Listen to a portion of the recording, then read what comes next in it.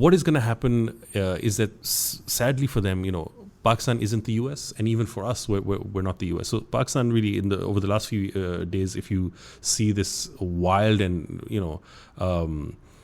a crazed statement by the defense minister Khwaja Asif, where he says that we will, and this is when the second round of negotiations broke down. He said we will obliterate the Afghan Taliban and whatnot. And then if you go and see the open source OSINT warriors that Pakistan deploys. These boys have gone into these fantastical discussions of we will bomb their city centers, then they'll withdraw to the mountains, and then we'll cut off their links to the. I mean, we've heard this before. This was the American strategy for 20 years, right? And now Pakistan thinks that it's going to be able to do this more successfully than the Americans. I mean, come on, right? Having said that, Pakistan isn't the US. Pakistan isn't there to occupy their territory. Pakistan is there to defend its own territory, so we're in a different ballgame.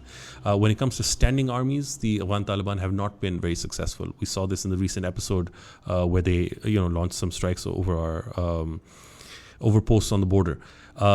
Where the Afghan Taliban succeed is guerrilla tactics, and it's once they, war of attrition. Once you've entered their territory, they will, defeat you by 1,000 pricks and, defeat you in that way.